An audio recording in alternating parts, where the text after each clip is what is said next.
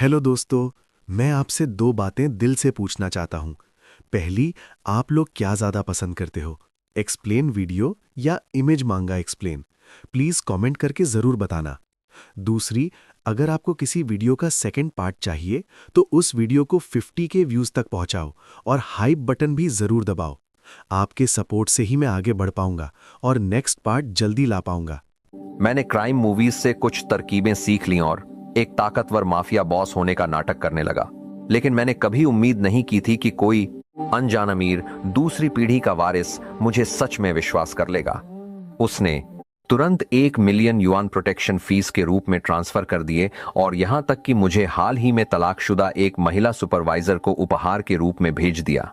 यह सब इसलिए हुआ क्योंकि मैंने गलती से एक टॉप सीक्रेट फाइल पर कब्जा कर लिया था। दस्तावेज से आज की मामले अगत नावेदार और भारत सबसे बड़ा दलता के से पता चला कि कंपनी कुछ ही दिनों में एक बड़े वित्तीय घोटाले के कारण ढह जाएगी। अगर मैं यह जानकारी बॉस को पहले ही बेच दूं तो वह उस इनसाइडर का पता लगा सकती है जो इसके लिए जिम्मेदार है और कंपनी को आपदा से बचा सकती है। लेकिन जब मैंने फाइल पढ़ना जारी रखा तो मैं सहम गया। ली यूजियान यानजिंग में ताकतवर लीफ परिवार की सबसे बड़ी पोती। उसके पास बॉडीगार्ड थे, सभी रिटायर्ड एलिट स्पेशल फोर्सेस के सैनिक, और उसके ऑफिस की डेस्क के अंदर एक लोडेड हैंडगन थी जो हर समय तैयार रखी जाती थी। मैं अपनी आंखें बंद करके दृश्य की कल्पना करता हूं, ऑफिस बिल्डिंग में चलते हुए जबकि सिक्योरिटी गार्ड मुझे घूर रहे हैं। ली यूजियान के सामने खड़ा हूं। फिर अचानक वह बंदूक निकालती है और सीधे मेरे सिर पर तान देती है। बस इस दृश्य की कल्पना करते ही मेरी पीठ पर ठंडा पसीना आ गया। मेरे पैर लगभग जवाब दे गए। लेकिन अपनी किस्मत बदलने का यही एकमात्र मौका था। बहुत देर सोचने के बाद आखिरकार मैं एक योजना लेकर आया कि मैं उससे एक रहस्यमय इंटेलिजेंस ब्रोकर के रूप में संपर्क करूंगा और उसे जानकारी बेच दूंगा। लेकिन इसे विश्वसनीय बनाने के लिए मुझे पूरी तरह से रहस्यमय बने रहना था। मैंने अपना लैपटॉप खोला और गॉडफादर चलाना शुरू किया। ध्यान से अध्ययन किया कि माफिया बॉस कैसे बोलता था और अपने आप को कैसे रखता था। फिर मैं ऑनलाइन गया और कई यथार्थवादी नकली पिस्तौलें खरीदी। मेरी कहानी में रहस्यमय सूचना डीलर के पीछे एक शक्तिशाली संगठन होना जरूरी था। इसलिए मैंने अपने लिए एक किरदार बनाया, एक ठंडे खून वाला हत्यारा जो अनगिनत जानलेवा स्थितियों से बचा था। कोई जिसके हाथ खून से स्ने थे, लेकिन सबसे महत्वपूर्ण हिस्सा था आंखें। मैंने बंदूक पकड़ी और उसे आईने पर तान दिया। मेरे चेहरे का भाव धीरे धीरे शांत हुआ और मेरी निगाहें और भी ठंडी होती गईं। हाँ, बैरल धीरे धीरे मेरे माथे के पास आ गया। तल्लीनता का एहसास और मजबूत हो गया। ऐसा लगा जैसे कोई असली बंदूक मेरे सिर पर लगी हो। मौत का डर मेरे शरीर को बेकाबू कांपने पर मजबूर कर रहा था। अगले कुछ दिनों में मैंने बेहद हिंसक हॉरर फिल्में भी देखीं। डरावनी छवियों के एक के बाद एक दृश्य मेरी आंखों के सामने आए और धीरे धीरे मेरी निगाहें और ठंडी और उदासीन होती गईं और पता ही नहीं चला कि आखिरी दिन आ गया। अपने सभी सहकर्मियों को घर भेजने के बाद मैंने अपना फोन निकाला और उस नंबर पर डायल किया। मैं सुन सकता था कि उसी पल उसी इमारत की 30वीं मंजिल पर ली यूजियान ने अपनी दराज से एक सिल्वर ग्रे फीचर फोन निकाला। एक अपरिचित नंबर देखकर नाम उसने हल्का सा माथा ताना। कौन? नमस्ते मिस ली। तुम कौन हो? मिस ली, मुझे सच में आपके लिए दुख होता है। हमारी नजर में आप सोने के पिंजरे में कैद एक खूबसूरत कैनरी की तरह हैं, एक ऐसे प्रदर्शन में संघर्ष कर रही हैं जिसका अंत पहले से ही तय है। ऑफिस के अंदर ली यूजियान का चेहरा और ठंडा हो गया। तुम हो कौन असल में? मैंने शांति से वह स्क्रिप्ट पढ़ना जारी रखा जो मैंने पहले लिखी थी। उससे एक खतरनाक आभा धीरे धीरे फैलने लगी। एक पल की चुप्पी के बाद उसने धीमी आवाज में पूछा, तुम क्या चाहते हो? मैं आपकी मदद करने आया हूं। 20 मिनट में मुझे लेने के लिए किसी को भेज दें। मैं कहाँ हूं? मुझे यकीन है कि मिस ली जैसी सक्षम महिला यह पता लगा सकती है। इतना कहकर मैंने पहले फोन काट दिया। मैंने अपने कपड़े सीधे किए, अपनी डेस्क पर लौट गया और चुपचाप उसके लोगों के आने का इंतजार करने लगा। कुछ ही मिनटों बाद ली यूजियान को मेरी फाइल मिल गई। नाम लूपिंग, उम्र 25, पेशा कंपनी कर्मचारी। यह एक बेहद साधारण पृष्ठभूमि थी, लेकिन ली यूजियान के चेहरे पर असामान्य गंभीरता थी। मैं इस इमारत में 5 साल से काम कर रहा था और वह ठीक 5 साल पहले इस इमारत में आई थी।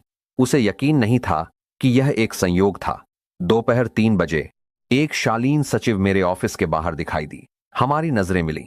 मैंने हल्की सी मुस्कान दी। मैंने तुरंत उसकी पहचान बता दी। सेक्रेटरी झो, चलते हैं। उसके चेहरे के भाव में कोई बदलाव नहीं आया। उसने विनम्रता से मुझे आगे बढ़ने का इशारा किया। जल्द ही हम लिफ्ट से 30वीं मंजिल पर पहुंचे, एक रहस्यमय जगह जहां केवल ली युजियान द्वारा बुलाए गए लोगों को ही प्रवेश की अनुमति थी। लंबे गलियारे के किनारे सुरक्षा गार्डों की एक कतार थी जो काले रंग की वर्दी में थे, लगभग हर 5 मीटर की दूरी पर तैनात थे। मैंने इस पल का कई बार अपने दिमाग में रिहर्सल किया था, लेकिन असल जिंदगी में उनका सामना करना फिर भी मेरे पैरों को कमजोर कर रहा था। मैं बस एक डेड फिश एक्सप्रेशन बनाए रखता है सकता था, खुद को शांत रहने के लिए मजबूर करता हुआ ली युजियान के ऑफिस की ओर बढ़ रहा था। उसी पल एक चौकोर चेहरे वाला मध्यम आयु का व्यक्ति आगे बढ़ा, फिर भी शांति से मुस्कुरा रहा था। मैंने अपना ब्रीफ केस सेक्रेटरी जो को सौंप दिया और पहले से तैयार की गई लाइन बोला, बस एक नियमित जांच, है ना? मैं हमेशा नियमों का पालन करने वाला व्यक्ति हूं, कृपया आगे बढ़ें। कैप्टन बाओ हाइजुन ने मुझे एक अर्थपूर्ण नजर देखा। कंपनी के अंदर मैंने उपनाम लू का इस्तेमाल किया। मेरा असली नाम केवल ली युजियान और ली परिवार के कुछ सदस्यों को पता था। मैंने धीरे धीरे अपना चश्मा समायोजित किया और थोड़ा मुड़ गया। सेक्रेटरी जो ने फिर से आमंत्रित करने का इशारा किया। जब ली युजियान ने दरवाजा खुलने की आवाज सुनी तो उसने फाइल का आखिरी पृष्ठ पढ़ना समाप्त किया, फिर अंत में अपना सिर उठाया। हमारी जांच में पता चला कि इस कॉल के पीछे का व्यक्ति सिर्फ इसी इमारत में काम करने वाला एक साधारण कर्मचारी था। ली युजियान ने ठंडे स्वर में कहा, मुझे लगा किसी ने आपकी पहचान चुरा ली है, तो मुझे बताइए आपका असली उद्देश्य क्या है? शांति से मैंने अपने बगल वाली कुर्सी खींची और बैठ गया। सीधे ली युजियान की आंखों में देखते हुए मैंने हल्की मुस्कान के साथ उत्तर दिया, क्या मैंने पहले से नहीं कहा था मैं आपकी मदद करने आया हूं? हम्फ, उसने ठंडी हंसी उड़ाई। और तुम वास्तव में मेरी मदद कैसे करोगे? मेरे लिए सोंग जुआइन को मार डालोगे? यह असंभव नहीं है, मैंने शांति से कहा। जब तक आप मेरी औरत बनने के लिए राजी हो जाएं। जैसे ही ये शब्द मेरे मुंह से निकले, ली युजियान का चेहरा तुरंत बर्फीला हो गया। उसने दराज खोली, चांदी की हैंडगन निकाली और काली बैरल सीधे मेरे माथे पर रख दी।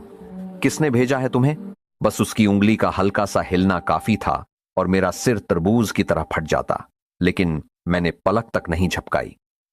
इसके बजाय मेरी नजर धीरे धीरे उसके शानदार शरीर पर घूमी और मैंने शांति से कहा, एक कोल्ड M1908 पिस्तौल आपके दादाजी ने आपको जब आप छोटी थीं तब जन्मदिन के उपहार के रूप में दी थी। उस दिन ली युजियानो ने आपको अपनी बाहों में लिया था और गर्व से कहा था, गॉन कहता है कि बेटियां बेटों से कम होती हैं। आज से मेरी पोती युजियान ही ली परिवार की बाघिन होगी। ली युजियान के चेहरे के भाव तुरंत बदल गए। उसके चेहरे पर सदमे और अविश्वास की झलक दौड़ गई, क्योंकि उस पल को सिर्फ उसने और उसके दादाजी ने देखा था। अब भी उसके दादाजी शायद इसे भूल चुके थे। एक पल बाद उसने धीरे से बंदूक वापस रखी और वापस बैठ गई। सीधे बात पर आते हैं, उसने ठंडे स्वर में कहा, मैं थोड़ा सीधा हुआ। मुझे अपना परिचय फिर से देने दीजिए। मैं एक सूचना दलाल हूं, कोई जो उन लोगों को खुफिया जानकारी बेचता है जिन्हें इसकी सबसे अधिक आवश्यकता होती है। मेरा उपनाम लू है, आप मुझे मिस्टर लू कह सकते हैं। पिछले 3 वर्षों से सोंग जुआइन ने गुप्त रूप से आपके आसपास एक के बाद एक जासूस बिठाए हैं। हालांकि आप दोनों ने अपनी प्रतिस्पर्धा के लिए अलग अलग रास्ते चुने हैं, लेकिन आपकी कंपनी तुआनहा वर्तमान में तेजी से बढ़ रही है। सोंग जुआइन अब और नहीं बैठा गया, तो आपके बाद जुआइन है। 2 सीत्र सस्तात के बाद अब दोनों में 2 सीत्र ने जानकारी बताना समाप्त किया तो ली युजियान ने मुझे ठंडी नजर से देखा और केवल 2 शब्द पूछे, कितना? मैं आपको डिस्काउंट दूंगा, 50 मिलियन। ली युजियान ने एक पल भी संकोच नहीं किया। सौदा तुरंत पक्का हो गया। डील। मैंने फिर एक पेन और कागज निकाला और कई नाम लिख डाले, साथ ही उनसे जुड़े सबूत भी।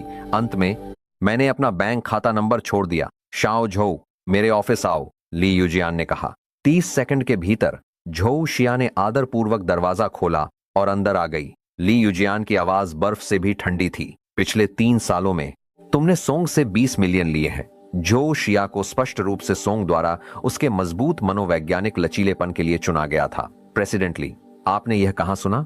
उसने शांति से कहा, मैं अपने सभी बैंक खातों और वित्तीय रिकॉर्ड का खुलासा करने को तैयार हूं। आप खुद जांच कर सकते हैं। और ली जेफी, पेन लेओंग और फू नान के बारे में, ली यूजियान ने जारी रखा, तुम सब में इतनी हिम्मत कैसे आई कि मुझे मेरी आंखों के सामने ही धोखा दे रहे हो? जैसे जैसे प्रत्येक नाम का खुलासा हुआ, जोशिया ने अपनी आंखों में घबराहट छिपाने की पूरी कोशिश की, लेकिन डर का वह क्षणभंगुर पल फिर भी ली यूजियान ने पकड़ लिया। अचानक बैंग, गोली ऑफिस के अंदर फटी। मैंने अपनी आंख का कोना पहुंचा और अपनी उंगलियों पर खून देखा। जोशिया के होंठ कांप रहे थे, जैसे वह कुछ समझाना चाहती थी, लेकिन उसका शरीर पीछे की ओर गिर गया, मेरे पैरों पर आ गिरा। यह मेरे जीवन में पहली बार था जब मैंने इतनी करीब से गोलीबारी देखी थी। मेरे शरीर का हर रोंगटा खड़ा हो गया। मैं बहुत डरा हुआ था, लेकिन मैं उसका हल्का सा संकेत भी नहीं दिखा सकता था। मेरे चेहरे पर अभी भी वही हल्की मुस्कान थी जिसे मैंने बनाए रखने के लिए मजबूर किया था। ली यूजियान पूरी तरह शांत रही। उसने कुशलता से पिस्तौल वापस दराज में रख दी। मिस्टर लू, मैं माफी चाहती हूं कि आपको यह देखना पड़ा। मिस ली सच में ली परिवार की बाघिन की उपाधि पर खरी उतरती हैं, मैंने प्रशंसा के साथ कहा। कुछ लोगों में इतनी निर्णायकता होती है। यह सुनकर ली यूजियान अंत में थोड़ी मुस्कुराई। उसने फिर दराज से दूसरा फोन निकाला और स्क्रीन पर टैप किया। मिस्टर लू, हमारे सौदे का भुगतान पहले ही ट्रांसफर कर दिया गया है। आपके साथ काम करके अच्छा लगा, तो फिर मैं आपको और परेशान नहीं करूंगा। मिस ली, मैं किसी को आपको छोड़ने के लिए कह दूंगी। जैसे ही मैं जाने के लिए खड़ा हुआ, अचानक मेरी नजर एक भयानक चीज पर पड़ी। जोशिया का बेजान चेहरा अभी भी सीधे मुझे देख रहा था। उसकी आंखें पूरी तरह खुली हुई थीं। एक सेकंड के लिए मेरा दिल जोर से धड़कने लगा, लेकिन अपनी आंख के कोने से मैंने देखा कि ली यूजियान मुझे ध्यान से देख रही थी। इसलिए मैंने खुद को शांत रहने के लिए मजबूर किया और लापरवाही से लाश के सिर को अपने पैर से हटा दिया। ऑफिस के दरवाजे पर ली यूजियान रुकी और बोली, आपको घर छोड़ने के लिए एक कार पहले से ही तैयार है। मैंने हल्की सी मुस्कान दी। अगर संभव हो तो मैं सबवे लेना पसंद करूंगा, लेकिन स्पष्ट रूप से यह मना करने का सही समय नहीं था। जल्द ही बाओ हाइजुन मुझे भूमिगत पार्किंग गैरेज तक ले गया और एक काली मैबैक तक ले गया, लेकिन जब मैंने दरवाजा खोला और कार में कदम रखा तो मैं सहम गया। एक खूबसूरत महिला बिजनेस सूट में पिछली सीट पर बैठी थी। उसकी आंखों पर काले कपड़े की पट्टी बंधी थी। फिर भी मैंने तुरंत उसे पहचान लिया। वह लिन शिहुआ थी, वह सुपरवाइजर जिसे मैं गुप्त रूप से पसंद करता था। बैठने के बाद मैंने चुपचाप राहत की एक लंबी सांस ली। इस सौदे के दौरान मैंने अपने बारे में कुछ ऐसा खोजा जो मुझे पहले कभी पता नहीं था। ऐसा लग रहा था कि स्थिति जितनी खतरनाक और तनावपूर्ण होती जा रही थी, मैं उतना ही शांत और तर्कसंगत दिख सकता था। जैसे ही मैं नाटक जारी रखने की योजना बना रहा था, वाइन रेड हील पहना एक पैर धीरे धीरे मेरे पिंडली से रगड़ खाने लगा। उस पैर की मालिक घबराई हुई लग रही थी। उसके पैर की उंगलियां कांप रही थीं, जैसे वे बार बार हल्के से मेरे पैर को छू रही हों, क्योंकि लिन शिहुआ की आंखों पर काली पट्टी बंधी थी। उसे कोई अंदाजा नहीं था कि मैं वास्तव में उसका अधीनस्थ था। फिर वह धीरे से बोली, प्रेसिडेंट ने कहा अगर आप चाहें तो मैं आपके लिए आज रात का तोहफा हूं, और उसने कहा कि आप जहां भी जाना चाहें बेझिझक आनंद ले सकते हैं। मैं तैयार हूं, उसने धीरे से कहा। मेरा नाम लिन शिहुआ है। मैं कंपनी में प्रशासनिक सुपरवाइजर हूं। मैं 28 साल की हूं, 168 सेमी लंबी और लगभग 52 किलो की हूं। मेरी एक बार शादी हुई थी 6 साल पहले, लेकिन मेरे पति की 3 साल पहले एक कार दुर्घटना में मृत्यु हो गई। बस इतना ही। आधे घंटे बाद कार एक पुराने आवासीय परिसर के बाहर रुकी। मैं अपना ब्रीफकेस लेकर बाहर निकला। अपनी स्थिर कंपोजर बनाए रखने की कोशिश कर रहा था, लेकिन मेरी सांसें भारी होती जा रही थीं और छुपाना मुश्किल हो रहा था। केवल अंधेरी सीढ़ियों में प्रवेश करने के बाद ही मैं 2 सीढ़ियां एक साथ लेकर ऊपर की ओर भागा। मैंने जल्दी से अपना फोन से करना गरा था निकाला, जो पूरे समय साइलेंट पर था। स्क्रीन पर एक संदेश सूचना दिखाई दी। में समाप्त होने वाले बैंक खाते में 1 दिसंबर को रात 8:15 पर 50,000 युआन का स्थानांतरण प्राप्त हुआ है। मैंने उस नंबर को देखा और धीरे धीरे गिना। इकाई, दहाई, सैकड़ा, हजार, 10,000, 50 मिलियन। मेरा चेहरा लाल हो गया क्योंकि मैंने अपना लार निगल लिया। यह पैसा था जिसे कमाने के लिए मुझे 30 साल तक बिना रुके काम करना पड़ता। मैं उत्साह से चीखना चाहता था, लेकिन उसी समय नीचे से अचानक कदमों की आवाजें गूंजी। उफ, मैंने गहरी सांस ली, अपना ब्रीफ केस पकड़ा और शांति से तीसरी मंजिल तक चला गया। जब मैंने शेयर्ड अपार्टमेंट का दरवाजा खोला तो मेरी रूममेट सिस्टर डैन बाथरूम से बाहर आई, रेशमी नाइट गाउन पहने हुए। अभी भी भाप उसके आसपास थी। वह अपने बाल सुखाते हुए अचानक रुक गई। आमतौर पर वह मुझे इस तरह चिढ़ाना पसंद करती थी। आमतौर पर मैं शर्मा जाता, आंखें चुराता, सिस्टर डैन बुदबुदाता और जल्दी से अपने कमरे में चला जाता। लेकिन आज मैंने कोई प्रतिक्रिया नहीं दिखाई। उसने मुझे गौर से देखा। मेरी तीखी नजर सीधे उस पर टिकी थी। नाराज होने के बजाय वह थोड़ी मुस्कुराई। उसके लाल होंठ ऊपर की ओर मुड़ गए। पिंग जी, क्या मैं सुंदर हूं? उसने मजाकिया अंदाज में पूछा। अचानक मैंने कुछ ऐसा कहा जिस पर मुझे खुद भी यकीन नहीं हुआ। सिस्टर डैन, आपने एक बार कहा था कि आप एक अमीर आदमी की रखैल बनना चाहती हैं। आपकी बनने में कितना पैसा लगेगा? वह धीरे से हंसी।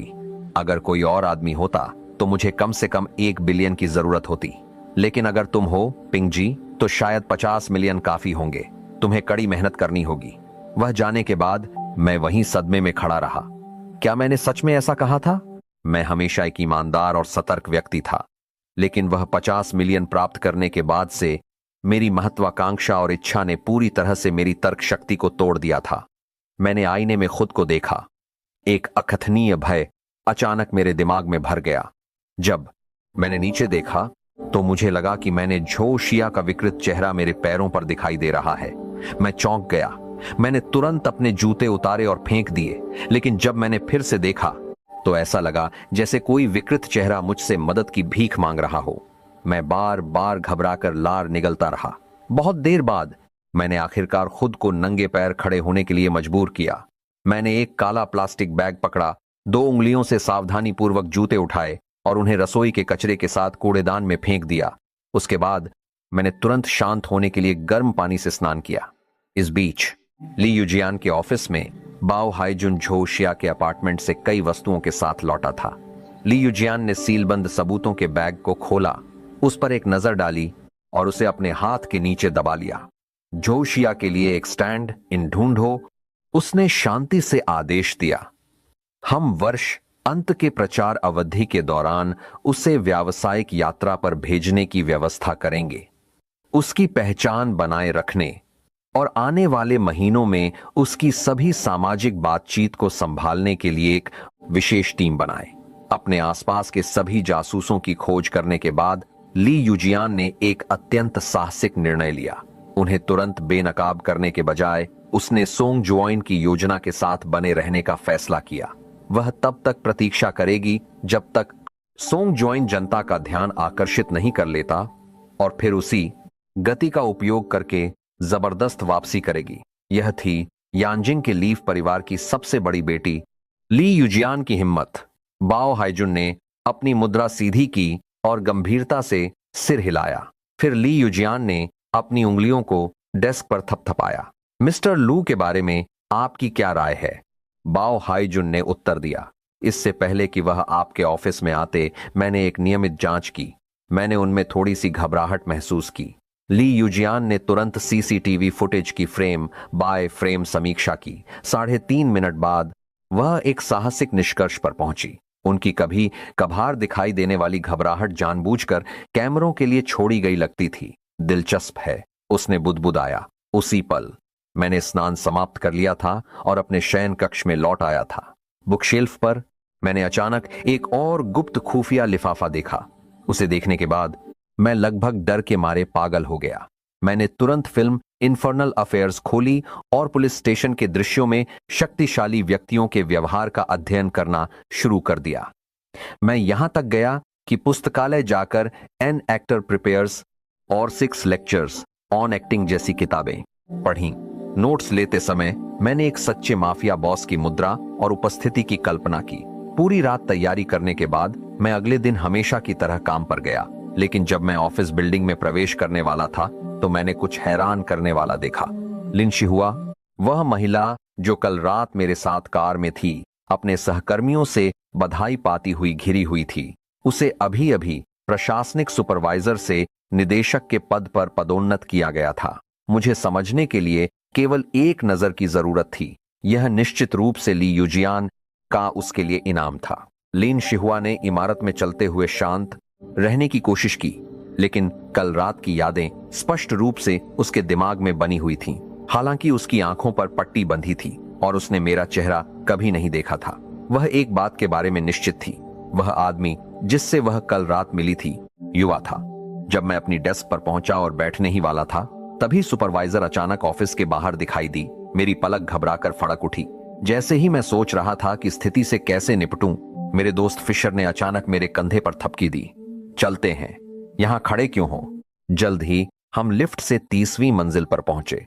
मेरी हथेलियों में पसीना आ रहा था क्योंकि मैं उसके पीछे पीछे चल रहा था। मैंने सुरक्षा कैमरों से बचने की कोशिश की, लेकिन अचानक हमारे ऊपर का कैमरा घूमने लगा। मेरा खौल उठा। झोशिया की मौत की छवि फिर से मेरे दिमाग में कौंध गई। मैं कैमरे से बचना चाहता था, लेकिन मेरे पैर हिल नहीं रहे थे। जब कैमरा आखिरकार सीधे मुझ पर आ गया, तो मैंने खुद को शांत रहने के लिए मजबूर किया। मैंने अपना सिर उठाया, लेंस पर हल्की सी मुस्कान दी और धीरे से कहा, फिर मिलेंगे। मॉनिटर देखते हुए ली युजियान ने अपनी उंगलियों को डेस्क पर थपथपाया। उसकी ठंडी आंखों में भ्रम की एक झलक दिखाई दी, क्योंकि जिस व्यक्ति का वह अवलोकन कर रही थी वह विरोधाभासों से भरा लग रहा था। एक जानवर और एक मेमना एक ही व्यक्ति में मौजूद नहीं होना चाहिए था। उसी पल मैं पहले से ही लिन शिहुआ के ऑफिस के बाहर पहुंच चुका था। अंदर वह कल रात के रहस्यमय व्यक्ति का चेहरा स्केच कर रही थी। अचानक फिशर ने मजाक किया, तुम्हारी देवी अभी अभी निदेशक बनी है। मेरे होठों का कोना थोड़ा ऊपर उठा। ली युजियान का सामना करना हमेशा दबाव और तनाव लाता था, लेकिन लिन शिहुआ का सामना करने से एक अजीब स्वतंत्रता और संतुष्टि की भावना आती थी। सचिव द्वारा मेरे आगमन की घोषणा करने के बाद मैं धीरे धीरे ऑफिस में चला गया। जब लिन शिहुआ ने मुझे देखा तो उसने जल्दी से अपनी स्केचबुक वापस दराज में रख दी और दूसरा दस्तावेज उठाया। हमसे बात करने से पहले इसे पढ़ना समाप्त करने की योजना बना रही थी, लेकिन इससे पहले कि वह पहला पृष्ठ भी समाप्त कर पाती, उसने हल्का सा माथा ताना और मेरी ओर देखा। उसकी पीली पीठ पर अचानक रोंगटे खड़े हो गए।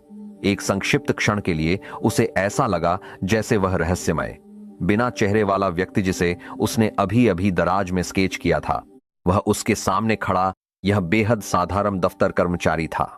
लेकिन यह विचार लगभग तुरंत ही गायब हो गया। जिस व्यक्ति के साथ इतने महत्व के साथ व्यवहार किया जाता है, वह महीने का 5,000 युआन कमाने वाला एक तुच्छ कर्मचारी कैसे हो सकता है? अपनी संयमितता वापस पाते हुए उसने मेरी आंखों में देखा और दृढ़ता से कहा, हमारी कंपनी के वर्ष अंत के प्रचार अभियान में आपकी फर्म वू माओ कल्चर परियोजना के एक बहुत महत्वपूर्ण हिस्से के लिए जिम्मेदार है। हम तीनों जल्द ही काम पर चर्चा करने में गहराई से लग गए। लेकिन जैसे ही बातचीत उत्पादक हो रही थी, सचिव ने अचानक दरवाजा खटखटाया और फिशर को एक डिजाइनर की बैठक के लिए बुला लिया। ऑफिस में सिर्फ लिन शिहुआ और मैं रह गए थे। उसी पल लिन शिहुआ ने अनजाने में अपना हाथ अपने चेहरे के सामने उठाया। अपनी उंगलियों के बीच के अंतराल से सामने बैठे युवक को देख रही थी और अचानक उसे कुछ चौंकाने वाला एहसास हुआ। मेरी रूपरेखा उसके द्वारा पहले खींचे गए रहस्यमय व्यक्ति के साथ पूरी तरह से मेल खाती थी। उसकी आंखें चमक उठीं। उसे स्पष्ट रूप से याद आया कि कल रात उस व्यक्ति के कान के पीछे एक छोटा सा उभार था, एक तिल या बालकूप। अपने संदेह की पुष्टि करने के लिए उसने अचानक विषय बदल दिया। लू, वहां बुक शेल्फ पर एक फाइल है जहां तक मैं नहीं पहुंच पा रही हूं। क्या आप इसे लाने में मेरी मदद कर सकते हैं? मैंने सीधे उसकी आंखों में देखा और सिर हिलाया।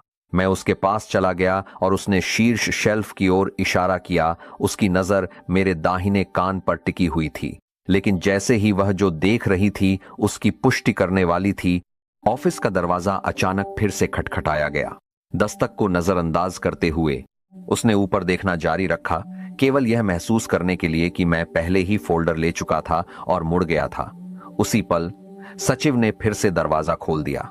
निदेशक लिन, निदेशक काई को अभी एक बैठक में आपकी आवश्यकता है। लिन शिहुआ ने सिर हिलाया और उसके पास जाने के अलावा कोई चारा नहीं था। अब बड़ा ऑफिस सिर्फ मेरे साथ छोड़ दिया गया था। पहले फिशर को बुलाया गया, फिर लिन शिहुआ को। यह स्पष्ट रूप से एक संयोग नहीं था। मैंने जो खुफिया जानकारी पढ़ी थी उसके अनुसार ली युजियान में नियंत्रण की अत्यधिक प्रबल इच्छा थी, जिसका मतलब था कि वह शायद अभी अपने ऑफिस से मुझे देख रही थी। सबसे स्पष्ट दिशा सीधे मेरे सामने होगी, इसलिए मैंने सीधे सामने देखा और हल्की सी मुस्कान दी। इस बीच ली युजियान सीसीटीवी फीड देख रही थी। उसने स्क्रीन पर जूम किया, यहां तक कि मेरी नोटबुक पर लिखावट भी पूरी तरह दिखाई दे रही थी।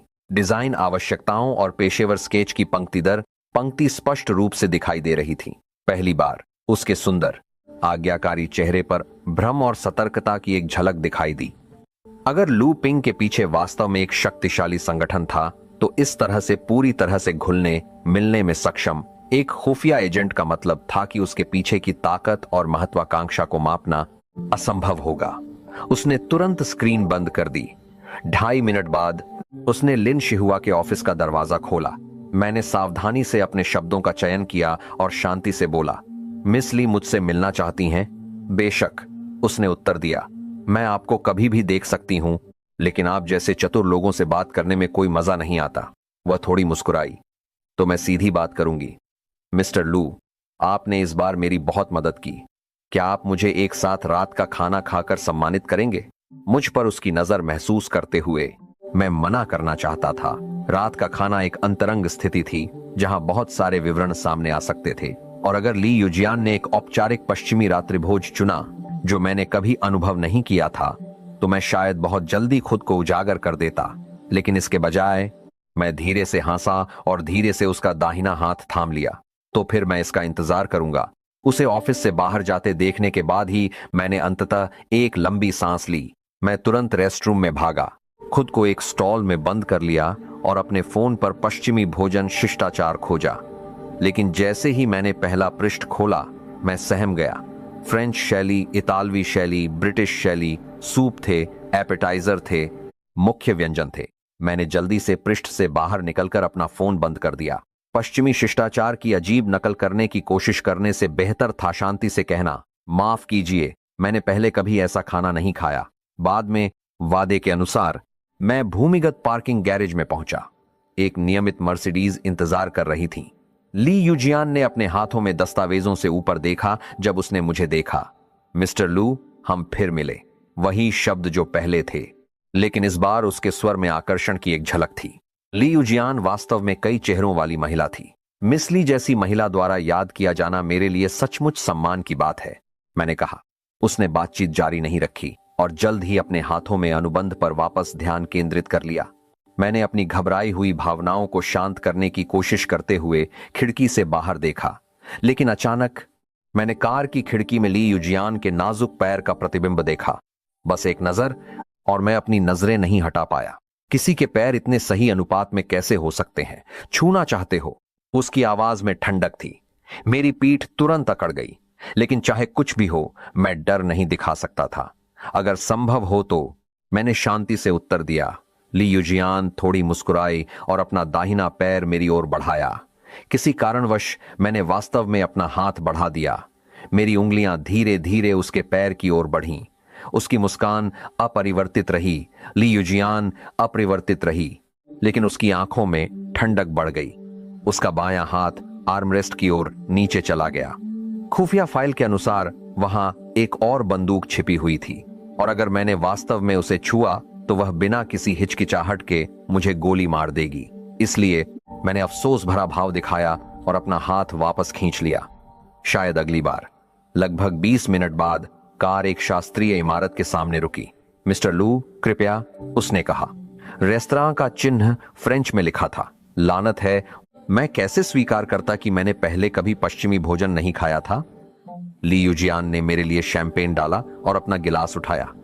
हल्का घूंट लेने के बाद उसने धीरे से कहा, यह बोतल डॉम पेरिग्नॉन रोज गोल्ड है, जो 2008 में बनी थी। केवल 50 बोतलें ही बनाई गई थीं। मैंने अजीब मुस्कान दी। इसे पीना एक सुअर के लिए जिनसिंग फल खाने जैसा होगा। एक अमूल्य चीज बर्बाद करना, मैंने सोचा। बेशक ली युजियान बता सकती थी। ऐसा लगता है कि मिस्टर लू आमतौर पर पश्चिमी भोजन नहीं करते हैं। मेरी पहचान मुझे अक्सर ऐसी जगहों पर आने की इजाजत नहीं देती है।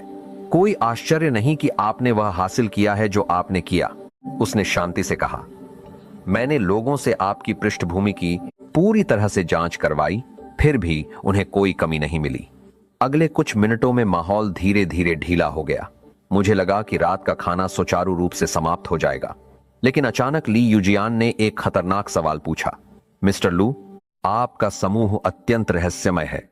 यहां तक कि मेरे दादा भी आप जैसे लोगों के बारे में सावधानी से बात करते हैं।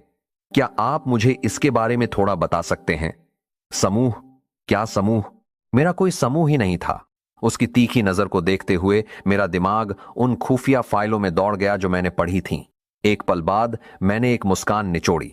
यह एक ऐसी जगह है जहां सूरज की रोशनी कभी नहीं पहुंचती,